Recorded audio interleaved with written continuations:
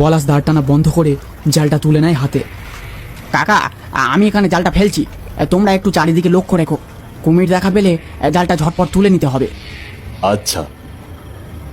মৃত্যুঞ্জয় তখনও স্থির হয়ে বসে রয়েছে। তার যেন কোনো ভয় নেই, চোখে মুখে একটা কুটিল ভাব প্রকাশ হয়েছে তার তখন। পলাশ তখন জালটা সাজিয়ে নিয়ে ছুড়ে দেয় জলাতে। নৌকার উপর রাখা লণ্ঠনটা তখন মিটিমিটি জ্বলছে। চারিদিকে একটা ঠান্ডা হাওয়া বয়ে চলেছে। মৃত্যুঞ্জয় চারিদিকে দেখে চলেছে এক কুটিল দৃষ্টি নিয়ে। সে যেন কারোর উপস্থিতির অপেক্ষায় আছে। চারিদিকে দেখতে দেখতে হঠাৎ সুধাবুড়োর চোখ একদিকে গিয়ে আটকে যায়।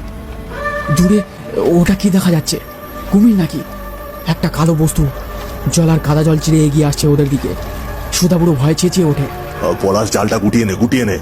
মনে হচ্ছে একটা কুমির এগিয়ে আসছে আমাদের নৌকাটার দিকে। সে কি? পলাশ ধরপড় করে জালটা টানতে শুরু করে। সেই সময় মৃত্যুঞ্জয়ের চোখে মুখে একটা উল্লাস ফুটে ওঠে। সে দাঁড়িয়ে ওঠে, তারপর ধীরে ধীরে পলাশের দিকে এগিয়ে যায়। তারপর একটা জোরে ধাক্কা দেয় পলাশকে। পলাশ ছিটকে পড়ে জলাতে। এটা কি করলি তুই? পলাশকে ঠেলা মেরে ফেলে দিলি কেন? তোল, ওকে উপরে তোল। কুমির ঘোরাফেরা করছে, ওকে যে টেনে নেবে। একদম এগোবে না কাকা, নইলে তোমাকেও ফেলে দেবো নৌকা থেকে। মরুক, খুব বার বেড়েছিল। হ্যাঁ। এদিকে পলাশ সাঁতার কেটে নৌকায় ওঠার চেষ্টা করছে, কিন্তু সে কিছুতেই পা দুটোকে নিজের নিয়ন্ত্রণে আনতে পারছে না। তার পা দুটো পেঁচিয়ে ধরে আছে পাঁচ জলার অভিশপ্ত লতা।